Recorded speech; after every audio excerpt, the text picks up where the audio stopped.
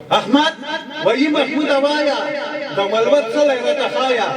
محمود وایي چې پنځه لاکه دومره ارزښت لري پیشاکه کله نه کله مصیبت پېښېږي انسان ته ضرورت پېښېږي شمېره مې درک کړه چې باور دې وشي تلیفون وکېږه چې لمبر دې وشي وخت چې اخیر شي پتنې راوري نفرت به ډېر شي پتنې راوري ډېرو تر منځه کشمکش روان وي هر څوک بېزار په فرمایش روان وي د مور حرمه چې پیدا شي دې زنداني دنیا ته راشي څوک د احمد په نوم یادېږي چا پسې غږ د محمود کېږي احمد د زوی پاره واده لټوي محمود د لور پاره مېړه لټوي نو سیم قسمات سره مخ کي د سټې په نیت سره مخ احمد وایي ګوره محموده دنیاګۍ پاتې دی نبوده که ستا د سټې ته دې زړه کېږي ستا نه غرض مو خوښېږي محمود وایي ګوره احمده خبره ته نه کوې باده زما په لاس کې تور توتان دي که تور توتان ستا نه قربان احمد وایي محمود اوایا د ولوت څلی راته ښایه محمود وایي چې پنځه لاکه دومره ارزښت لري پیشاکه احمد وایي چې پنځه راکه کلیوالي د نوم یو راکه محمود وایي د عمره کېږي دا په جمال تعالی کې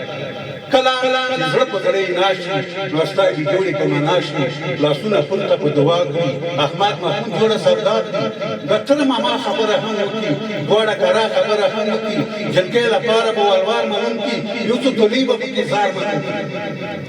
احمد وایي محمود وروره بیا مې تماس ونیسه ګوره د همکارۍ په ښکاره دې کوم تلیفون راواخله زه شمېره دې کوم زما ټاکلې شمېره ته ولیکه قربانه شوره صفر ولیکه دې پسې خاص پنځه ولیکه دېرش اویا اتیا دېرش اویا اته اته ولیکه کله نه کله مصیبت پېښېږي انسان ته ضرورت پېښېږي شمېره مې درک کړه چې باور دې وشي تلیفون وکېږه چې لمبر دې وشي احمد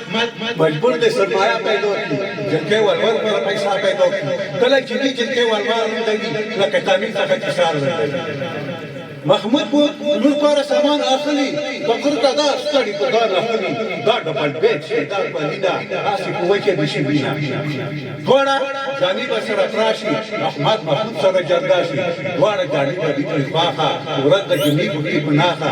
احمد به ولیږي کارتونه په داره نیسي خلکو زړونه کوشش کوي څو غرونه پاتې نه شي کلي ولس کې ګیلې زیاتې نه شي دوستان به ډېر مهرباني دي دا یې په کور کې لیکلي بشیر ته راغلي دا بخاشي ما خوشحالي به یو پرواز